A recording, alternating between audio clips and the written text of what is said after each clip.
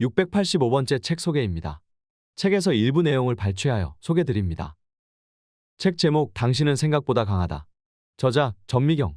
출판일 2023년 3월 3일. 상상빌더 한 줄 요약. 스스로를 괴롭히는 생각에 고리를 끊자. 책 소개. 나쁜 심리 습관의 악순환에 갇힌 당신에게 정신과 의사가 들려주는 해방의 심리학. 베스트셀러 나를 아프게 하지 않는다를 펴낸 정신과 전문의 전미경이 신작 당신은 생각보다 강하다로 돌아왔다.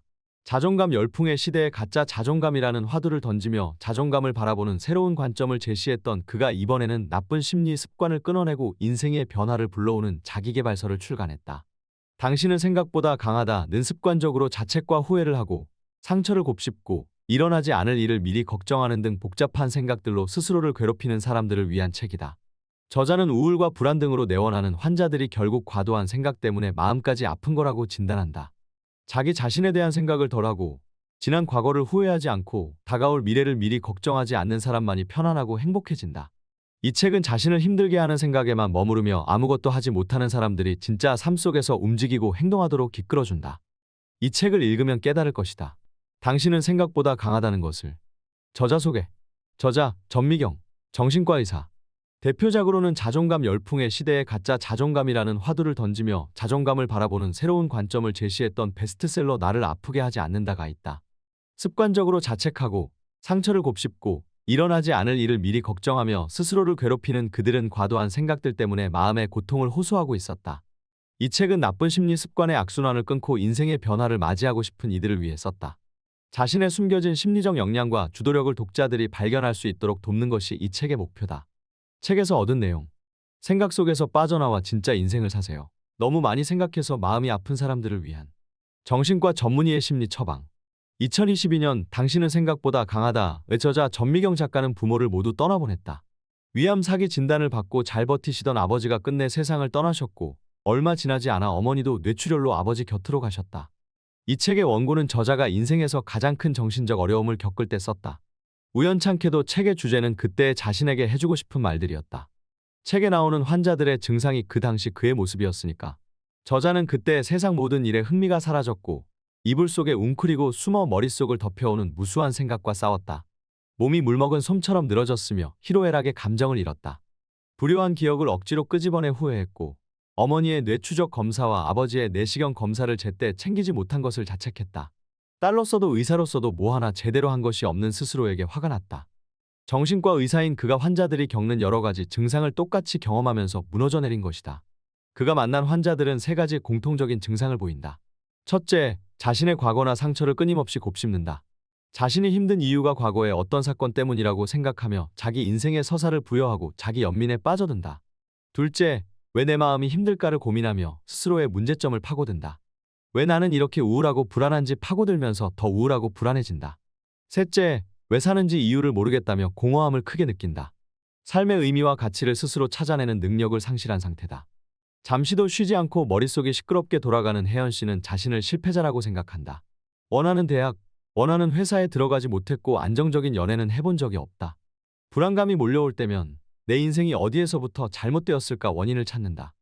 어린 시절에 맞벌이를 하는 부모님이 자기를 1년 정도 할머니 집에 맡긴 적이 있는데 그때 애착 형성에 문제가 생긴 것 같은 생각이 든다.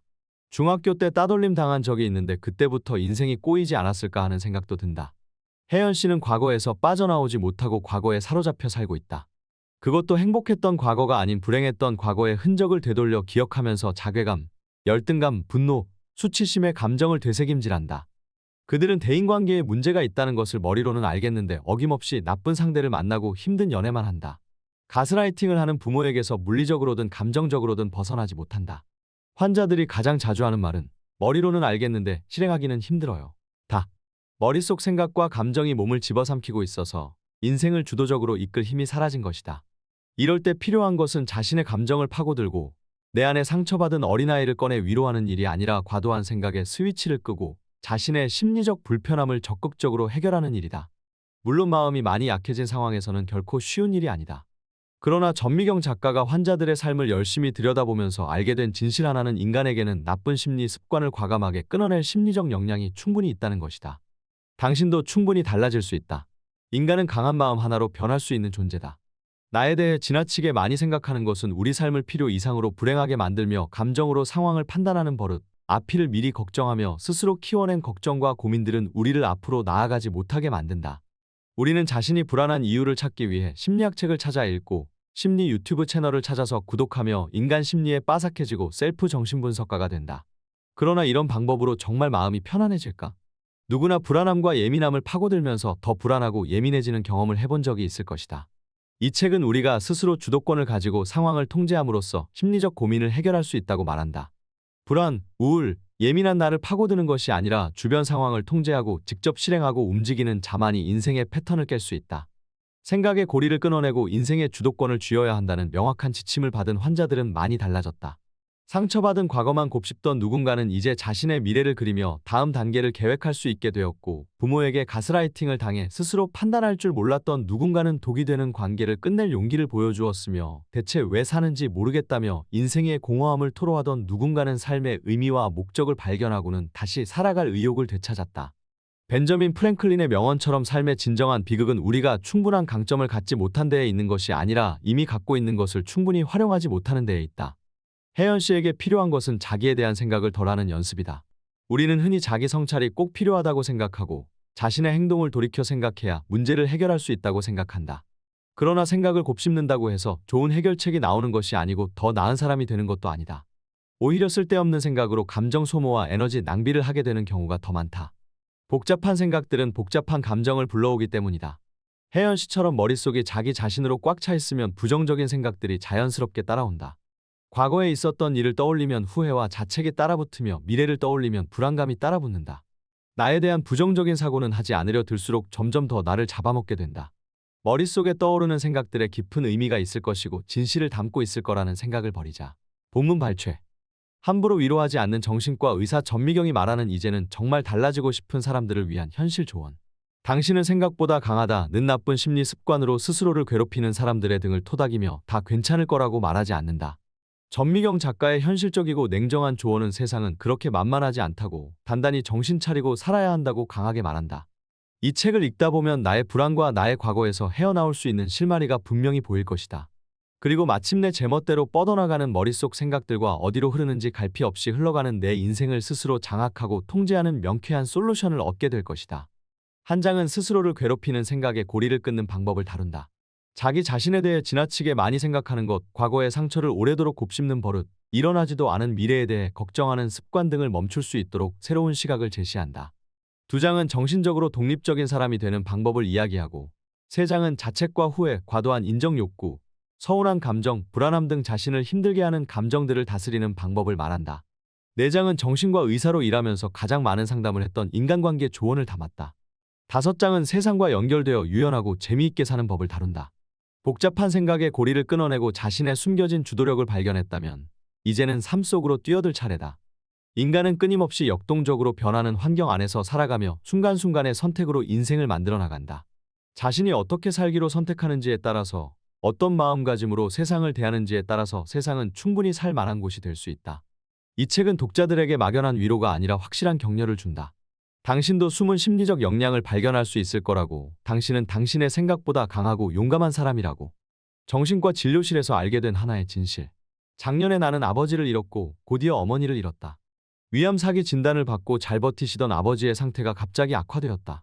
통증으로 고통스러워하는 아버지를 면회하고 오면 마음이 심란해서 집안일도 병원 일도 손에 잡히지 않았다. 연명치료 거부 신청서를 쓴 날에는 죄책감과 슬픔이 주체가 안 되어서 집에 돌아와 꺼이꺼이 울었다. 아버지의 병세는 하루가 다르게 안 좋아졌고 가족들은 전화벨 소리에 신경을 곤두세우며 지냈다. 병상에 누운 아버지가 하는 이런저런 말들이 하나둘 유언이 되는 시간이 다가왔다. 자식들에게는 뇌출혈로 몸이 불편한 어머니를 잘 돌보라고 하셨고, 어머니에게는 밥 잘 먹고 가습비 아끼지 말고 따뜻하게 살라고 하셨다. 나는 아버지 앞에서 울지 않으려고 눈에 힘을 주고 명랑한 척을 하다가 면회 끝나고 나오는 병원 로비에서부터 울기 시작해 주말 내내 울었다. 병원에서 임종이 가까우니 빨리 와야 한다는 전화를 받고 뛰어간 그날 아버지는 영원히 떠나셨다. 아버지에 관한 나쁜 기억이 하나도 없을 만큼 아버지는 우리 가족들에게 최선을 다하셨다. 뇌출혈로 몸도 불편하고 어린아이에 지능이 된 어머니에게도 아버지는 좋은 남편이었다. 힘든 수술과 항암 치료를 겪으면서도 주변 사람들에게 짜증 한번 부리지 않은 성숙한 분이셨다. 아버지가 돌아가신 슬픔은 생각보다 깊었고 이별의 과정은 예상보다 힘들었다. 여전히 슬픔에서 헤어나오지 못하고 있던 때 또 한 번 슬픔이 덮쳤다. 금슬 좋은 부부라서 혼자 가는 길이 싫으셨는지, 남은 어머니가 걱정되어서였는지, 아니면 자식들 손에 어머니를 맡긴 것이 영 못 믿어오셨는지 이유는 잘 모르겠다. 누군가는 순해보라고 했고 누군가는 자식들 고생 안 시키려는 착한 부모이기 때문이라고 했다. 아버지가 돌아가시고 열흘 뒤에 어머니에게 두 번째 뇌동맥류 출혈이 생겼고 응급수술을 하고 중환자실에 누워 계시다가 몇 주 뒤 아버지 곁으로 가셨다. 이 원고는 부모를 떠나보내고 나서 썼다. 출판사에 마감일을 미뤄달라고 요청할 수도 있었지만 나에게는 무언가를 해야 한다는 압박이 필요했다. 어차피 잠도 오지 않으니 새벽에 책상에 앉아 글만 썼다. 우연찮게도 이 책의 주제는 그때 내가 나에게 해주고 싶었던 말이기도 했다. 책에 나오는 환자들의 증상이 그 당시 나의 모습이기도 했으니까. 나는 그때 세상 모든 일에 흥미가 사라졌고 이불 속에 웅크리고 숨어 나를 덮쳐오는 무수한 생각과 싸웠다. 몸이 물먹은 솜처럼 늘어졌으며 희로애락의 감정을 잃었다. 불효했던 일을 억지로 끄집어내 후회했고 어머니의 뇌추적 검사와 아버지의 내시경 검사를 제때 챙기지 못한 것을 자책했다. 딸로서도 의사로서도 뭐 하나 제대로 한 것이 없는 스스로에게 화가 났다. 정신과 의사인 내가 환자들이 겪는 여러 증상을 경험하면서 무너져 내렸다. 내가 만난 환자들은 세 가지 공통적인 증상을 보인다. 첫째, 자신의 과거나 상처를 끊임없이 곱씹는다. 자신이 힘든 이유가 과거의 어떤 사건 때문이라고 생각하며 자기 인생의 서사를 부여하고 자기 연민에 빠져든다. 둘째, 왜 내 마음이 힘들까를 고민하며 스스로의 문제점을 파고든다. 왜 나는 이렇게 우울하고 불안한지 파고들면서 더 우울하고 불안해진다. 셋째, 왜 사는지 이유를 모르겠다며 공허함을 크게 느낀다. 삶의 의미와 가치를 스스로 찾아내는 능력을 상실한 상태다. 그들은 기억도 잘 안 나는 과거를 돌이켜보면서 감정의 원인을 찾으려고 한다. 자신이 이렇게 힘든 이유가 어렸을 적에 부모와 애착을 제대로 형성하지 못했기 때문이라는 전문가의 해석에 무릎을 치면서 인생의 커다란 의문이 해결된 듯한 느낌을 받을 때도 있다. 이제 원인을 찾았으니 다 좋아질 거라는 생각도 든다. 그런데 이상하게도 여전히 또다시 과거에 골몰한다. 마리오네트 인형처럼 보이지 않는 누군가가 머리와 팔다리를 잡아 조종하는 것 같다. 대인관계에 문제가 있다는 것을 머리로는 알겠는데 어김없이 나쁜 상대를 만나고 힘든 연애만 한다. 가스라이팅을 하는 부모에게서 물리적으로든 감정적으로든 벗어나지 못한다. 환자들이 내게 가장 자주 하는 말은 머리로는 알겠는데 실행하기는 힘들어요. 다. 머릿속 생각과 감정이 몸을 집어삼키고 있어서 인생을 주도적으로 이끌 힘이 사라진 것이다. 이럴 때 필요한 것은 자신의 심리를 분석하고 내 안에 상처받은 어린아이를 꺼내 위로하는 일이 아니라 과도한 생각에 스위치를 끄고 자신의 심리적 불편함을 적극적으로 해결하는 일이다. 물론 마음이 많이 약해진 상황에서는 결코 쉬운 일이 아니다. 그러나 내가 환자들의 삶을 열심히 들여다보면서 알게 된 진실 하나는 인간에게는 나쁜 심리 습관을 과감하게 끊어낼 심리적 역량이 충분히 있다는 것이다. 상처받은 과거만 곱씹던 누군가는 이제 자신의 미래를 그리며 다음 단계를 계획할 수 있게 되었고 부모에게 가스라이팅을 당해 스스로 판단할 줄 몰랐던 누군가는 독이 되는 관계를 끝낼 용기를 보여주었으며 대체 왜 사는지 모르겠다며 인생의 공허함을 토로하던 누군가는 삶의 의미와 목적을 발견하고는 다시 살아갈 의욕을 되찾았다. 벤저민 프랭클린의 명언처럼 삶의 진정한 비극은 우리가 충분한 강점을 갖지 못한 데에 있는 것이 아니라 이미 갖고 있는 것을 충분히 활용하지 못하는 데에 있다. 인간은 끊임없이 역동적으로 변하는 환경 안에서 살아가며 순간순간의 선택으로 인생을 만들어 나간다. 자신이 어떻게 살기로 선택하는지에 따라서 어떤 마음가짐으로 세상을 대하는지에 따라서 세상은 충분히 살 만한 곳이 될 수 있다. 사람들의 걱정거리 대부분을 차지하는 인간관계 또한 자신을 둘러싼 환경 중의 하나이며 이 또한 스스로 바꾸고 조율할 수 있다. 나는 이 책을 통해 우리가 스스로 주도권을 가지고 상황을 통제함으로써 심리적 고민을 해결할 수 있다고 말한다. 불안하고 우울하고 예민한 나를 파고드는 것이 아니라 주변 상황을 통제하고 직접 실행하고 움직이는 자만이 인생의 패턴을 깰 수 있다. 자신의 숨겨진 심리적 역량과 주도력을 독자들이 발견할 수 있도록 하는 것이 이 책의 목표다. 한 장은 스스로를 괴롭히는 생각에 고리를 끊는 방법을 다룬다. 자기 자신에 대해 지나치게 많이 생각하는 것, 과거의 상처를 오래도록 곱씹는 버릇, 일어나지도 않은 미래에 대해 걱정하는 습관 등을 멈출 수 있도록 새로운 시각을 제시한다. 두 장은 정신적으로 독립적인 사람이 되는 방법을 이야기한다. 독립적으로 생각하고 판단하는 사람만이 자기 인생을 주도적으로 산다. 세 장은 자책과 후회, 과도한 인정 욕구, 서운한 감정, 불안함 등 자신을 힘들게 하는 감정들을 다스리는 방법을 말한다. 네 장은 정신과 의사로 일하면서 가장 많은 상담을 했던 인간관계 조언을 담았다. 환자들을 가장 괴롭히는 것은 결국 힘든 인간관계인 경우가 많다. 사람 보는 안목을 길러 좋은 사람을 곁에 두어야 인생이 풀릴 것이다. 5장은 세상과 연결되어 유연하고 재미있게 사는 법을 다룬다. 복잡한 생각의 고리를 끊어내고 자신의 숨겨진 주도력을 발견했다면 이제는 삶 속으로 뛰어들 차례다. 누군가에게는 조금은 냉정한 글이 될지도 모른다. 이 책에서 따뜻한 공감과 위로를 찾는다면 실망할 수도 있다. 나는 이 책을 통해 독자들에게 막연한 위로가 아니라 확실한 격려를 주고 싶다. 당신도 달라질 수 있다는 강한 믿음을 주고 싶다. 당신도 숨은 심리적 역량을 발견할 수 있을 거라고. 당신은 당신의 생각보다 강하고 용감한 사람이라고. 인생에서 가장 힘든 시기를 보내던 작년에 나는 이 글을 쓰며 조금씩 마음을 다잡을 수 있었다. 인간이 강한 마음 하나로 달라질 수 있는 존재임을 인식하는 것은 나에게 다시금 일어날 용기를 주었다. 이 책이 당신에게도 그런 용기를 주기를 바란다. 행복한 사람은 자기 자신에게 덜 집중한다. 어느 우울증 환자가 증상이 호전되면서 이렇게 말했다. 사람이 단순해지더라고요. 배고프면 먹고 졸리면 자요. 누가 옆에서 뭐라고 해도 한 귀로 듣고 한 귀로 흘려요. 예전에는 그게 안 됐거든요. 하루 종일 곱씹었어요. 누가 무슨 얘기를 하면 나한테 왜 이런 얘기를 하지? 내가 무슨 실수를 했나? 앞으로 어떻게 해야 하지? 이랬거든요. 남들이 하는 얘기들이 머릿속을 시끄럽게 했어요. 지금은 다 편하네요. 우울증으로 내원하는 환자들은 신체적으로는 무기력하다고 하면서도 정신적으로는 머릿속이 복잡하다고 호소한다. 몸은 축 늘어져 있으면서도 머리는 분주하게 돌아가고 있는 것이다. 자신의 부정적 감정이 제일 중요한 사람들. 잠시도 쉬지 않고 머릿속이 시끄럽게 돌아가는 혜연 씨는 자신을 실패자라고 생각한다. 원하는 대학, 원하는 회사에 들어가지 못했고 안정적인 연애는 해본 적이 없다. 불안감이 몰려올 때면 내 인생이 어디에서부터 잘못되었을까 원인을 찾는다. 어린 시절에 맞벌이를 하는 부모님이 자기를 1년 정도 할머니 집에 맡긴 적이 있는데 그때 애착 형성에 문제가 생긴 것 같은 생각이 든다. 중학교 때 따돌림 당한 적이 있는데 그때부터 인생이 꼬이지 않았을까 하는 생각도 든다. 혜연 씨는 과거에서 빠져나오지 못하고 과거에 사로잡혀 살고 있다. 그것도 행복했던 과거가 아닌 불행했던 과거의 흔적을 되돌려 기억하면서 자괴감, 열등감, 분노, 수치심의 감정을 되새김질한다. 혜연 씨는 겉으로 보기에는 주변 사람들과 잘 어울리는 무난한 성격이다. 그러나 속을 들여다보면 부정적인 피드백을 받는 것이 싫어서 남에게 맞춰주는 것일 뿐 타인에게는 영 관심이 없다. 예민하고 까칠한 진짜 성격은 가족만 알 뿐이고 직장 동료나 친구에게는 보여주지 않는다. 사람들과 있을 때는 우와, 대단하다, 정말요? 라는 감탄사를 남발하지만 거기에는 영혼이 담겨 있지 않다.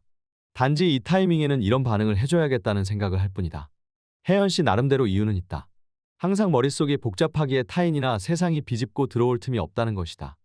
혜연 씨의 머릿속은 나로 시작해서 나로 끝나는 생각으로 가득하다. 내가 잘 해낼 수 있을까? 일이 잘못되면 내 탓이겠지? 누가 나를 비난하면 어떡하지? 이런저런 걱정이 머리를 가득 채운다. 자신에게만 초점이 맞추어져 있어 타인의 관점으로 세상을 보는 눈이 없다. 혜연 씨가 세상을 보는 기준은 나에게 친절한가 아니면 나에게 친절하지 않은가다. 혜연 씨는 자신의 머릿속을 스스로 복잡하게 만든다. 꼬리에 꼬리를 무는 생각이 한번 시작되면 정신의 에너지를 다 잡아먹는다. 부정적인 생각은 또 다른 부정적인 생각을 불러오면서 스스로 몸집을 키워나간다. 우리 주변의 수많은 혜연 씨는 스스로의 부정적 감정을 집중해서 들여다보는 데 전문가다. 심리 도서를 열심히 찾아 읽지만 읽을 때는 내 마음을 알 것 같다가도 책을 덮으면 머리에 남는 것이 없다. 유튜브로 심리 전문 채널을 구독하고 불안을 극복하는 법, 절대 만나지 말아야 할 인간 유형 같은 것을 검색해본다.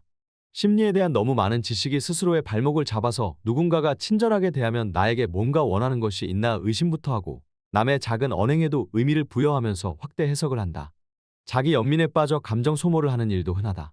자신에게만 몰입이 되어 있으면 나와 타인과 세상을 같은 선상에서 동일한 비중으로 놓고 바라보지 못해서 세상을 바라보는 분별력이 떨어지게 된다.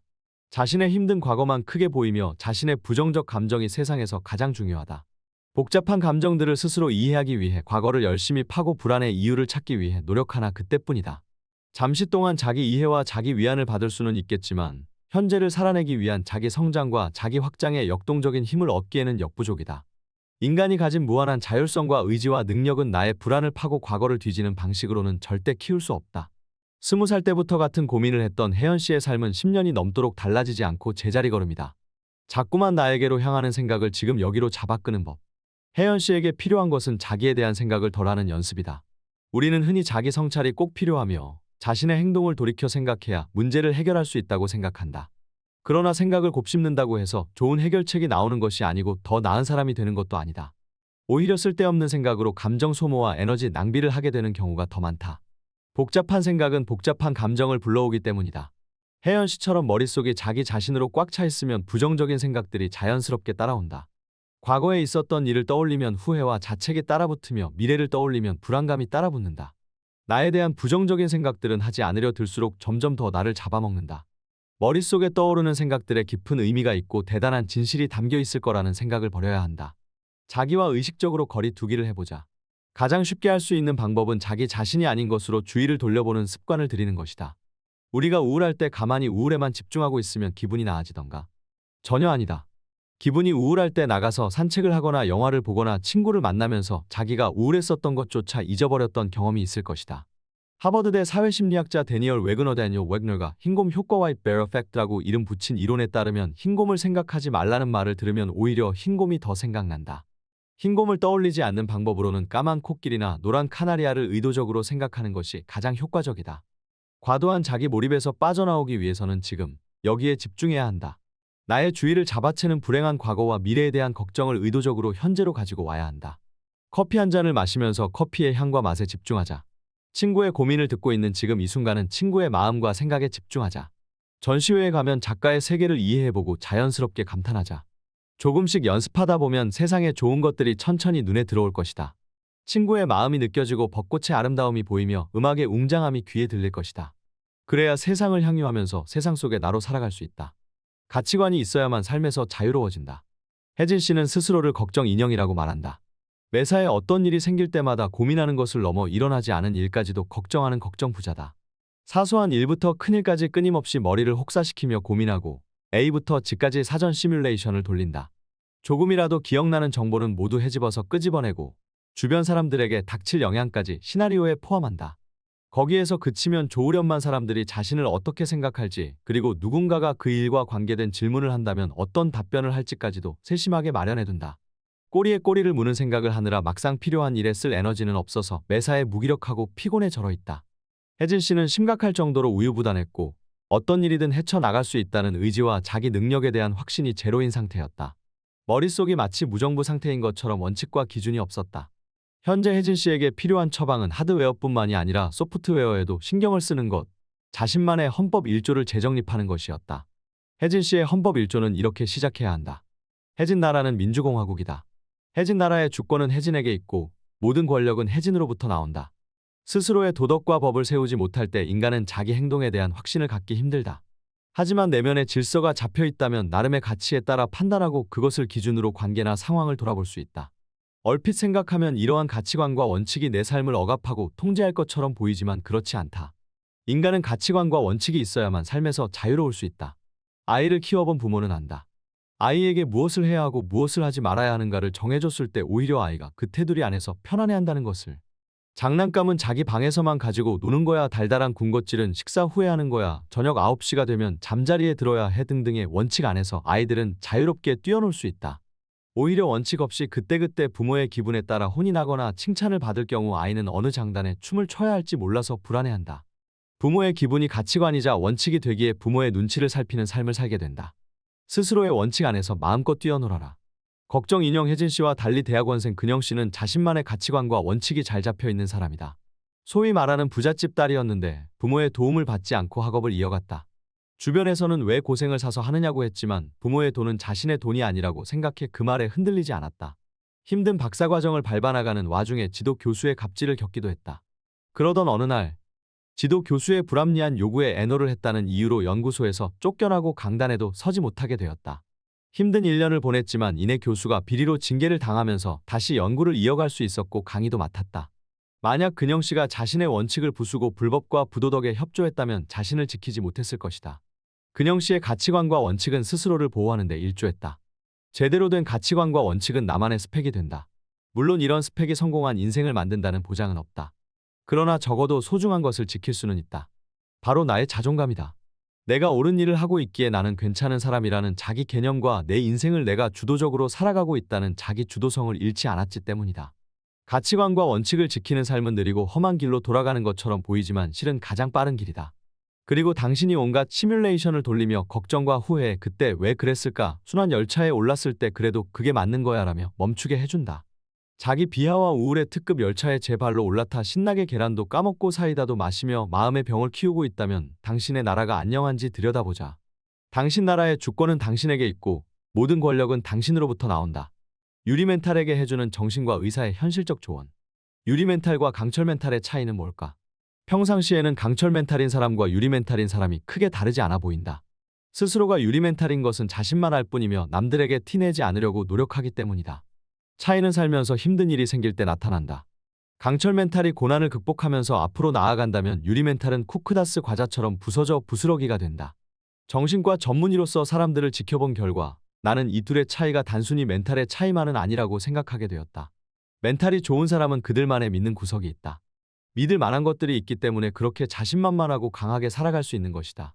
그들이 믿는 구석은 마치 자동차 보험 같다. 비유를 해보자면 강철 멘탈의 소유자는 사고가 났을 경우 고가의 외제차 수리비까지도 너끈히 보장되는 좋은 보험을 가지고 있다. 반대로 유리 멘탈의 소유자는 보험이 아예 없거나 있어도 보장 범위가 작다. 운전 중에 실수로 비싼 외제차를 박았다고 해보자. 강철 멘탈은 믿는 구석이 있기에 피해자에게 깔끔하게 사과하고 보험 처리를 하면 상황 종료다. 그러나 유리 멘탈은 이런 사고가 나면 정신이 하나도 없다. 사고 처리, 피해자 합의 등 사고 뒷수습을 혼자서 처음부터 끝까지 다 해야 한다. 그 과정에서 딸려오는 이런저런 걱정에 마음이 힘들어 죽을 지경이다. 이처럼 강철 멘탈과 유리 멘탈의 믿는 구석은 하늘과 땅만큼 다르다. 그렇다면 그 믿는 구석이란 구체적으로 무엇일까? 첫 번째는 경제력이다. 경제력은 삶을 뒷받침하는 가장 기본적인 요소다. 우울증으로 치료받는 50대 상은 씨는 상습적으로 바람을 피우는 이기적인 남편과 몰상식한 시댁 때문에 힘든 결혼 생활을 해왔다. 경제활동을 할 자신도 의지도 없어서 평생 남편 눈치를 보고 심기를 살피며 산 상은 씨는 이혼을 하고 싶어도 이 나이에 할 수 있는 일이 없다며 자신의 신세를 한탄한다. 나는 경제력이 부족한 청춘들에게 지금 당신의 삶 그대로 괜찮다고 말하는 책이나 강연을 좋아하지 않는다. 당장은 위로가 될지 모르겠으나 삶의 성장에 진정 도움이 된다고는 생각하지 않기 때문이다. 적극적으로 믿는 구석을 만들어야 할 때인데 오히려 삶의 퇴보를 부추기는 느낌이다. 요즘 청년들은 본인의 경제력을 갖추려는 노력을 게을리하지 않는 경우가 대부분이어서 다행이기는 하나 혹시 아니라면 열심히 일하고 벌어서 스스로를 지키자.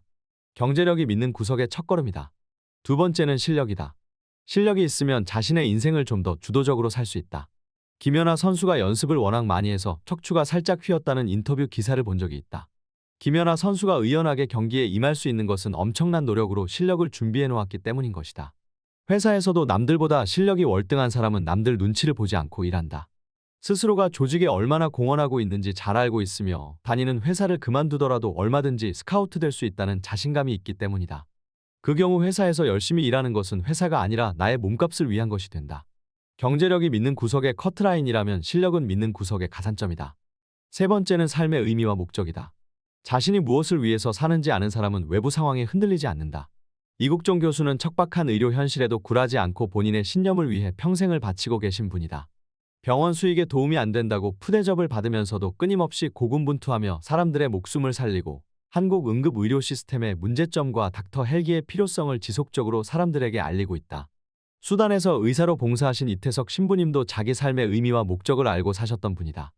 이처럼 삶의 의미와 목적은 또 하나의 믿는 구석이 된다. 반대로 삶의 의미와 목적이 없다면 어떨까? 공허하다. 그래서 당장의 쾌락을 찾아 성에 탐닉하거나 게임이나 술에 과하게 의존하고 마약에 손을 대기도 한다. 쾌락은 공허함과 목마름에 대한 근본적인 해결책이 아니다. 쾌락으로 삶의 의미와 목적을 대체할 수는 없다. 네 번째는 내가 미치도록 좋아하는 무언가다. 좋아하는 것은 삶의 윤활유가 되어 나를 행복하게 해주며 인생의 목표가 되기도 한다. 20대 우성 씨는 웹툰 작가가 꿈이다. 열심히 공모전에 응모해 마침내 당선되었으며 SNS에 일러스트를 열심히 올려 스스로 홍보를 하고 있다. 최근에는 웹툰 플랫폼과 계약해 웹툰 작가로의 본격적인 행보를 준비 중이다. 우성 씨의 꿈은 웹툰 작가로 대성하는 것이 아니다. 그저 월에 200만 원 정도만 벌어서 조금씩 저축하며 자기 한몸 건사할 돈만 벌었으면 좋겠단다. 어린 시절부터 만화책을 즐겨보았고 그림 그리는 것을 좋아해서 미대에 가고자 했으나 부모님의 반대로 원하는 길을 걷지 못했다. 그러나 지금은 본인의 꿈을 향해 달려가고 있다. 내가 무엇을 좋아하고 무엇에 소질이 있으며 이를 세상과 연결해 실현하는 방법이 무엇인지를 고민해 구체적으로 실행하는 것은 또 하나의 믿는 구석이 된다. 다섯 번째는 의미 있는 타인이다. 의미 있는 타인이란 내가 어렵고 힘들 때 나를 안아주고 다독여주는 사람, 내가 행복할 때 진정으로 박수를 보내주는 사람, 나의 조건과 능력이 아닌 내 존재 자체를 있는 그대로 봐주는 사람이다. 부모의 인격이 훌륭하다면 태어나면서부터 이 믿는 구석을 가진 격이다. 부모에게 아낌없이 사랑받는 존재라는 믿음이 있는 사람들은 삶의 역경에 쉽게 굴하지 않는다. 힘들 때 부모의 품에서 위로와 격려를 받고 다시 세상에 나아갈 힘을 얻기 때문이다. 부모와의 관계에서 처음으로 시작된 인간관계는 세상을 살면서 맺는 인간관계 틀의 골조가 된다. 하지만 자신의 부모가 의미 있는 타인이 아니라고 실망하지는 말자. 우리는 인생 시즌 1에서 만나는 부모 외에도 시즌 2와 시즌 3을 거치면서 친구나 스승, 배우자라는 또 다른 의미 있는 관계를 만날 수 있다. 그런 사람을 만나면 꽉 붙들고 인생을 같이 살아보자.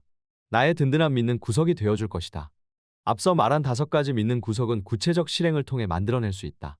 유리 멘탈을 극복하라는 책이나 유튜브 영상을 보면 주변 사람들 시선에 개의치 말라는 내용이 대부분이다. 그러나 30살이 넘도록 취직을 못하고 부모에게 얹혀 살면서 용돈을 받았으면 부모의 눈치를 안 볼 수 없다. 내가 직장에서 없어도 되는 존재라면 내 목소리를 낼 수 있을 리가 없다. 살아야 하는 이유가 없다면 그냥 죽지 못해 버티고 사는 삶일 뿐이다. 딱히 좋아하는 것이 없는 사람은 적극적으로 즐거움을 찾아내는 방법을 모르기에 무미건조한 삶을 살 뿐이다. 나의 기쁨과 슬픔을 같이 나누는 의미 있는 타인이 없다면 역시 삶이 행복하지 않다. 현실에서 구르고 뛰면서 믿는 구석을 만들자. 서운한 감정을 자주 느끼는 사람들에게 서운한 감정을 유독 많이 느끼는 사람들이 있다. 남자친구와 헤어지고 힘들어서 술 한잔 하자는 나의 요청에 회사 일이 바빠서 안 된다는 절친의 답변이 서운하다. 친구의 생일에 친구가 갖고 싶어하는 한정판 굿즈를 겨우 예약해서 선물했는데 내 생일을 까먹고 챙겨주지 않아서 섭섭하다. 주말을 반납해가며 일했는데 보고서에 작은 실수를 지적하는 팀장님이 서운하고 원망스럽다. 서운하고 섭섭한 감정은 상대방에게 어떤 기대가 있을 때 생긴다.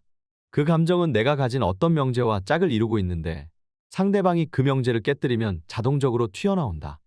예를 들어 내게 사이 좋은 부부는 서로의 생일에 정성을 다해 준비한 선물을 주고받아야 한다는 명제가 있다고 가정해보자. 만일 남편이 회사 일에 정신없이 바빠 내 생일 선물을 못 챙겼다면 이 명제는 깨진다. 단지 선물을 안 챙겨준 것을 넘어서서 우리는 사이좋은 부부가 아니며 더 나아가 남편의 사랑이 식었을 거라고 확대 해석하게 되는 것이다. 자기도 모르게 마음속에 품고 있는 이런 명제는 상당히 많다.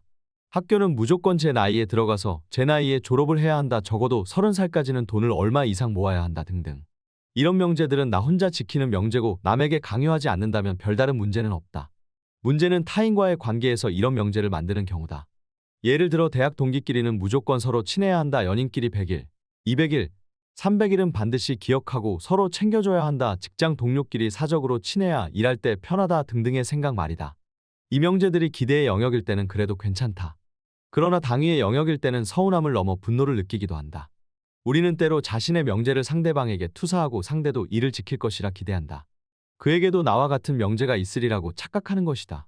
하늘이 두 쪽 나도 이혼은 하지 말아야 한다는 남편과 이혼도 또 하나의 선택이라는 아내가 부부가 되면 심각한 갈등이 생겼을 때 지속적으로 이혼을 요구하는 아내와 이혼은 절대 안 된다는 남편 사이의 감정의 골이 더욱더 깊어진다. 나만의 명제를 고집하면서 상대방의 명제를 들여다보지 않으면 문제가 생긴다.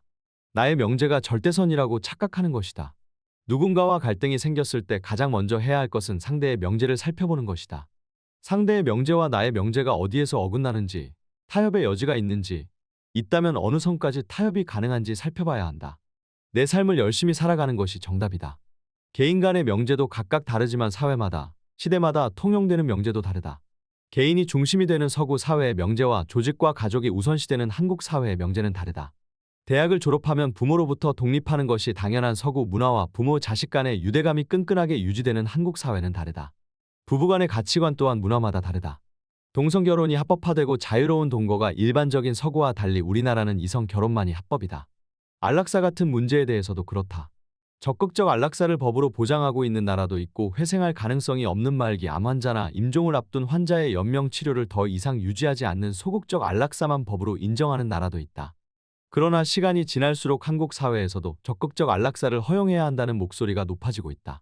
이처럼 우리는 개개인의 다양한 명제와 함께 사회적, 문화적, 시대적 가치관이 혼재되고 변화되는 세상에 살고 있다. 사회적 가치관과 개인의 명제는 서로 영향을 주고받는다. 그렇기 때문에 그 어떤 명제도 절대적이지 않다. 나 혼자 지켜야 하는 명제가 아닌 타인을 향한 명제라면 더욱 그렇다. 그러니 타인에게 자신이 세운 명제를 강요하지 말자. 나의 명제는 내가 책임지면 된다. 그래야 서운한 감정에서 자유로워질 수 있다. 내가 사람을 손절하는 기준. 20대 초반 건우 씨의 화두는 오로지 친구 관계다. 같은 동네에 살던 초등학교, 중학교 때 친구들과 가장 친하며 이들과 때때로 생기는 갈등이 건우 씨를 힘들게 한다. 친구들끼리 술 마시다가 생긴 사소한 다툼으로 건우 씨는 동창 모임에서 나오게 됐다. 그는 싸움을 벌인 친구들의 어떤 면이 마음에 안 드는지를 내게 털어놓았다. 한 명은 전형적인 강약약강이고 한 명은 자기밖에 모른단다. 같은 중학교에 다닌 것이 인연의 시작이고 추억이 많다는 이유로 이제껏 관계를 유지해왔다고. 진작 연락을 끊을 것을 왜 그동안 되풀이되는 갈등을 반복하면서 시간과 에너지를 썼는지 모르겠다고 하소연을 했다. 나는 호의가 아닌 선의로 사람을 판단한다. 한참 친구 문제를 얘기하던 건우 씨가 불쑥 나에게 주로 어떤 사람들과 친구로 지내냐는 질문을 해왔다. 가끔 건우 씨처럼 스스로에게 궁금한 것을 나에 대한 호기심으로 치환해서 물어보는 경우가 있다. 나는 꽤 솔직하게 대답하는 편이다. 어떤 사람을 친구로 사귀는 것이 옳은 걸까요? 라는 물음을 돌려 표현하는 것을 알아서다. 건우 씨가 정말로 내 사생활에 관심이 있어서 묻는 것이 아니고 주위에 이런 질문에 답해줄 어른이나 멘토가 없기 때문에 묻는다는 것을 안다. 저는 주로 선한 사람들과 친구로 지내요. 라고 간단하게 답변했다. 내가 사람을 사귀는 기준은 나에게 보이는 호의가 아니고 그 사람 자체가 지니고 있는 선이다. 호의가 그 사람이 나에게 갖는 특별한 관심이라면 선의는 그 사람이 타인에게 일관성 있게 대하는 좋은 성품을 말한다. 나는 누군가가 나에게 아무리 호의를 베풀어도 그 사람이 내 기준에서 선하지 않으면 지인으로 삼지 않는다. 어느 모임에서 만난 또래 한 명이 친하게 지내자며 다가왔지만 유부남과 만난다는 것을 알자마자 바로 거리를 두었다. 종합병원에서 근무할 때 친한 척을 하며 사내 동호회에 끌어들이고자 했던 사람이 같이 일하는 사람들에게 아나무인으로 갑질하는 사람이라는 것을 알게 되었을 때도 모임에서 바로 빠져나왔다. 어느 조직에서 억울한 오해를 뒤집어쓰게 된 적이 있었다. 상황을 잘 아는 친한 지인이 사람들이 내 험담을 하는 자리에서 나의 입장을 대변해주지 않고 험담에 동조한 것을 알고 관계를 정리했다. 현재 내 곁에 남아있는 지인들은 제법 오랫동안 내 나름대로 열심히 검증한 사람들이다. 선의로 사람을 사귄다는 건 사람을 자신의 바운더리로 들이는 문턱이 상당히 높다는 뜻이다. 선의를 가진 좋은 사람은 정말 많지 않기 때문이다. 그러나 일단 그런 사람을 만나서 곁에 두면 그들은 돌멩이 속 다이아몬드 같은 존재로 은은히 광채를 내며 그 빛을 나에게 나누어주는 귀한 사람이 된다. 선한 사람들을 곁에 두면 서로가 서로를 믿을 수 있는 안전한 세상에서 살게 된다. 물론 20대에는 사람 때문에 상처도 받았고 힘들기도 했다. 저 사람은 왜 저럴까 머리 아프게 고민도 했으며 인간관계에서 원치 않는 갈등에 휩싸이기도 했다. 그러나 나이가 들면서 선의를 기준으로 사람을 판단하고 손절하고 새로운 관계를 맺으며 살아왔기에 현재의 의미 있는 인간관계를 꾸릴 수 있었다. 선의로 사람을 판단할 때는 누군가를 손절하는 것을 두려워하지 말아야 한다. 손절이라고 해서 연락을 끊겠다는 선전포고를 해야 하는 것은 아니다. 그저 그 사람과 서서히 거리를 두면 되니 별다르게 힘들 건 없다. 건우 씨가 다른 질문을 해왔다. 저는 사람을 판단하는 것은 옳지 않다고 생각했어요. 내가 뭐라고 그 사람을 판단하나요? 나는 이렇게 답했다. 저는 정말로 열심히 사람을 판단해왔어요. 물론 세상 모든 사람에게 그럴 필요는 없어요. 그런데 적어도 나의 바운더리에 들이는 사람이라면 어떤 사람인지 보려고 노력했어요. 직원을 뽑거나 결혼할 배우자를 고를 때 노력하는 게 나쁜 건 아니잖아요. 때로는 판단이 틀릴 수도 있지만 그 시행착오도 경험이라는 무형의 자산으로 남더라고요. 손절 말고도 중요한 것은 또 있다. 나는 선의를 지닌 사람이 나에게 보이는 호의를 귀신같이 알아차리고 꽉 붙잡는다. 그런 사람이 보이는 호의에는 망설이지 않고 적극적으로 예스라 응답한다. 또 선한 사람에게는 먼저 손을 내밀며 호감을 적극적으로 표시하기도 한다. 누가 내게 어떤 복을 받았느냐고 물으면 나는 한치의 망설임도 없이 인복이라고 말한다. 정말 좋은 사람들이 가족으로 지인으로 친구로 존재하기에 감사하고 또 감사하다. 인간관계에도 선택과 집중이 필요하다. 우리는 타인을 바꾸려는 헛된 노력을 한다. 왜 우리 엄마는 나를 간섭하고 통제하려 드는지 고민하고 엄마를 바꾸려 노력하겠지만 엄마는 평생 변하지 않을 것이다. 왜 우리 회사 과장님은 사람을 함부로 대하는 것인지 이해가 안 되겠지만 시간이 지날수록 과장님의 행동은 더 심해질 것이다. 우리가 할 수 있는 건 타인과의 거리 조정뿐이다. 거리를 조정하면 내가 타인에게 받는 영향을 바꿀 수 있다. 나를 힘들게 하는 친구는 당장에라도 손절할 수 있고 좋은 친구에게는 나 또한 호의를 베풀어 서로 진정한 우정을 키울 수 있다. 서로를 힘들게 하는 배우자와 이혼을 해서 각자의 길을 갈 수도 있다. 사람과의 거리를 내 입맛에 맞게 주도적으로 해보자. 선한 사람을 내 바운더리 안으로 들이고 선하지 않은 사람은 내 바운더리 밖으로 내보내자. 선의를 지닌 좋은 사람들과의 관계에 나의 시간과 에너지를 쏟아라. 선한 사람을 적극적으로 선택하고 그 사람과의 관계에 집중하라. 인간관계에서도 현명한 선택과 집중이 무엇보다 필요하다. 이런 사람을 만나야 인생이 즐겁다. MBTI가 대유행이다. 자기소개를 할 때 사는 곳, 나이를 말하면서 자기 MBTI를 같이 얘기할 정도다. MBTI로 궁합을 보면서 서로 잘 맞는지를 판단하기도 한다. 하지만 사람을 만날 때 MBTI 유형이 맞지 않는 것이 그다지 문제가 되지는 않는다. 일례로 나와 남편은 MBTI의 4가지가 모두 다른 INTJ와 ESFP이지만 별 갈등 없이 결혼 생활을 유지하고 있다. 같은 상황을 보고 느끼는 고마움, 미안함의 정도가 비슷한 덕분이다. 이런 관계를 맺기까지 내가 정한 몇 가지 확고한 기준이 있다. 한 사람의 도덕성을 주의 깊게 봐야 하는 이유. 상대방을 평가할 때 첫 번째로 봐야 할 것은 그 사람의 도덕성이다. 즉, 상대방에게 어느 정도의 이기심과 이타심이 있는가를 보는 것이다. 스스로의 이익을 위해 타인이 희생하는 것쯤은 당연하며 들키지 않는다면 법을 어겨도 그만이라고 생각하는지, 타인에게 민폐를 끼치는 것을 경계하고 준법 의식과 공헌 의식이 높은지 등을 살피는 것이다. 10살 조카를 숨지게 한 이모 부부, 입양한 아동을 학대해 뇌출혈에 빠뜨린 양부모, 생후 2주 된 아이를 방치하여 목숨을 잃게 한 20대 부부 등 끔찍한 아동학대 사건의 가해자는 높은 확률로 부모다. 남편과 아내 둘 중 한 명이 최소한의 도덕성을 가졌다면 아이는 살지 않았을까? 층간소음 문제로 이웃에 욕설을 하고 해악을 끼치는 이, 목숨까지 앗아가는 난폭한 데이트 폭력을 저지르는 이, 불법적으로 성을 매매하는 이의 이면에도 도덕성의 결여가 존재한다. 그렇기 때문에 인간관계에서 어떤 문제적 상황에 닥쳤을 때 무턱대고 공감과 소통을 시도하기 전에 그 사람이 어느 정도의 도덕성과 인성을 가진 사람인지를 바라보고자 애써야 한다. 막 달콤한 연애를 시작한 사람이 우연히 애인이 문제의 커뮤니티에서 활동하는 것을 보고 계속 만나는 게 맞는지 고민하는 글을 본 적이 있다. 개인적으로는 헤어지는 거 추천 왜 문제인지 모르겠음 알아서 판단하시길 등 사람들의 댓글 반응도 뜨거웠다. 이 역시 도덕성 기준의 차이에서 빚어진 갈등으로 보인다. 또 운전할 때 돌발 상황에서 나오는 반응이 난폭하다면, 아랫사람을 대하는 태도가 무례하다면 그의 도덕성을 잘 살피고 관계를 결정해야 한다. 그런 사람에게 열심히 공감과 소통을 시도하며 상대방을 바꾸기 위해 노력한다면 그 노력이 수포로 돌아갔을 때 나는 무능력한 사람이며 세상은 힘든 곳이라는 생각이 들게 된다. 우리는 절대 타인을 바꿀 수 없다. 내가 바꿀 수 있는 건 나 자신밖에 없다.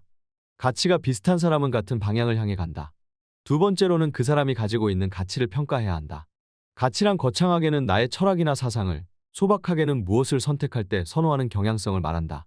상대방이 어떤 가치를 중요시하는지를 파악하면 상대방을 설득하기 위해 소모되는 불필요한 공감과 소통의 에너지를 절약할 수 있다.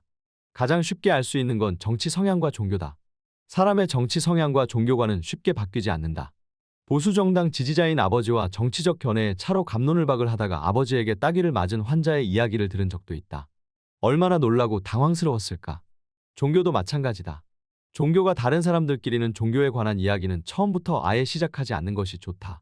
정치와 종교는 묘하게도 이성의 탈을 쓴 감성의 영역에 있어서 이론적 근거나 논리로 주장하고 논박하는 것이 무의미한 시도에 가깝다. 비단 두 영역뿐 아니라 아파트 매매 문제 같은 일상적 영역에서도 가치는 끊임없이 충돌한다. 아파트를 투자의 대상이 아닌 실거주용으로 보는 남편과 아파트를 여러 채 사고 팔아서 자산을 불리기를 원하는 아내 사이에는 갈등이 있을 수밖에 없다. 행복의 가치를 관계에 두는 사람, 자유에 두는 사람, 경제력에 두는 사람은 모두 다른 방향을 향해 가기 마련이다. 한설문에서 어떤 배우자를 만나고 싶냐는 질문에 많은 미혼자가 배려심이 많은 사람을 만나고 싶다고 답했다고 한다. 사람들은 사람을 사귀거나 결혼을 할 때 자신을 향한 배려심은 중요하게 보면서 삶의 가치는 다음으로 두는 경향이 있다. 어떤 삶을 살고 싶은지, 어떤 가치관과 철학을 가지고 있는지는 그 사람이 가장 중요하게 생각하는 지향점, 최종 목적지를 보여준다. 만약 배우자가 같은 종교를 갖기를 원한다면 한 사람은 세계를 바꿔야 하는 수고를 겪어야 한다. 취향이나 성격과는 완전히 다른 문제다. MBTI는 환경에 따라 나이를 먹으면서 변할 수 있지만 도덕성과 가치는 쉽게 변하지 않는 인간의 특성이다. 그렇기 때문에 관계를 맺을 때 이 두 가지를 중요한 기준으로 살펴본다면 자신의 선택에 크게 후회할 일은 없을 것이다. 만약 상대의 도덕성과 가치관이 나와 크게 어긋난다면 굳이 상대방을 이해하려고 나를 갈아 넣지 않아도 된다. 모두에게 공감하고 모두를 이해할 필요는 없다. 나와 주변의 소중한 사람들에게 공감하고 그들을 수용하기에도 바쁜 인생이다. 내 세계를 넓혀주는 사람을 만나라. 고등학생 민우군은 학교 폭력 사건으로 전치 10주의 부상을 입은 피해자였다. 충격으로 악몽을 꾸었으며 매사에 집중을 못하고 수시로 깜짝깜짝 놀라는 전형적인 PTSD 증상을 보여 병원을 찾았다. 더욱이 학폭위원회가 열리는 과정에서 보인 학교 측의 무책임한 태도와 청소년 보호법을 적용해 가해자에게 온건한 처벌을 내린 1심 판결에 크게 상처를 받았다고 한다. 다행히 2심에서 좋은 판사를 만나 센 형량이 주어졌고 힘든 재판 과정에서도 적극적으로 지지해준 부모님과 가해자의 엄벌을 청원하는 탄원서를 써준 친구들 덕분에 버틸 수 있었다는 이야기를 해주었다. 그리고 다음 학년에는 민우 군의 사정을 세심하게 살피는 담임 선생님을 만나 마음의 상처를 조금씩 회복해 반장 선거에 나가는 등 본래의 모습을 찾아갔다. 사람에게 상처를 받은 민우 군은 사람으로 상처를 치유받았다. 심리학계에서 널리 회자되는 유명한 연구가 있다. 미국의 심리학자인 에미 워너는 하와이 카우아이 섬에서 태어난 신생아 833명을 엄마 뱃속에 있을 때부터 30년이 넘게 추적 조사하는 대규모 프로젝트를 진행했다. 그중 이혼 가정, 알코올 중독이나 정신질환이 있는 부모, 가정 불화가 심하고 경제적으로 열악한 환경에서 자란 201명의 아이들을 고위험군으로 분류했는데 이들 중 3분의 2는 폭력 사건에 연루되거나 범죄를 저지르는 등 사회 부적응자로 살았지만 3분의 1인 72명은 사회에 잘 적응하여 훌륭하게 성장하였다. 에미 워너는 이 72명에 주목했다. 이들이 어려운 환경 속에서 역경을 극복할 수 있었던 비밀은 무엇이었을까? 그는 그 힘을 회복 탄력성 resilience라 명명했다.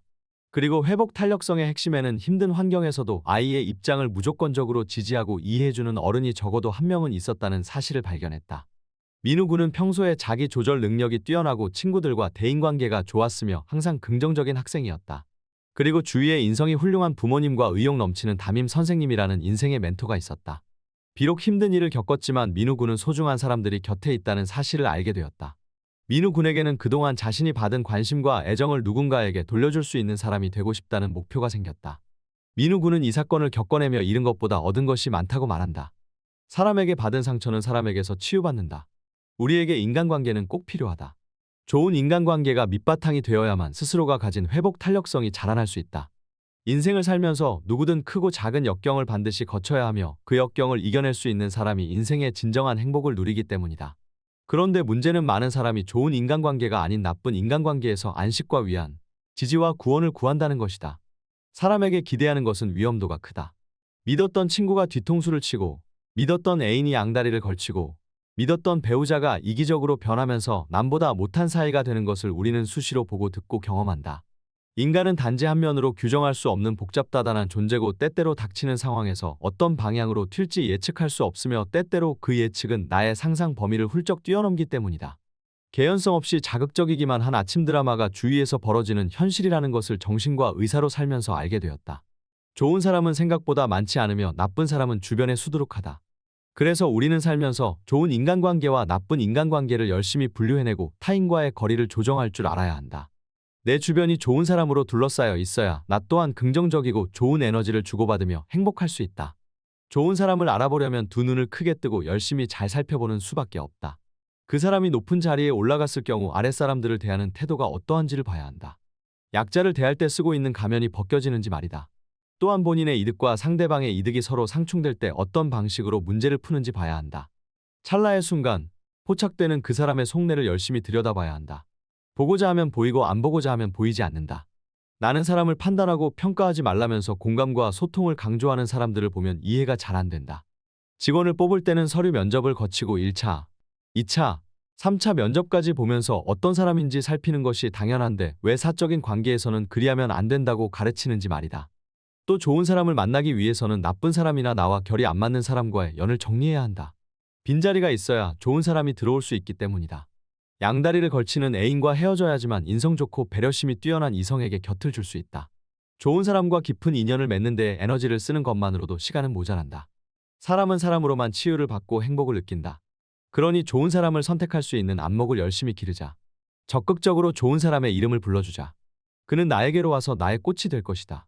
나의 인생의 고와한 자태를 뽐내며 좋은 향기를 풍길 것이다. 나를 풍요롭고 행복하게 만들어줄 것이다. 나 또한 상대방에게 의미 있는 꽃이 되자. 내가 한 사람의 세계를 풍요롭게 만들어준다면 그 또한 인생의 큰 의미이리라. 지금까지 상상빌더였습니다. 감사합니다.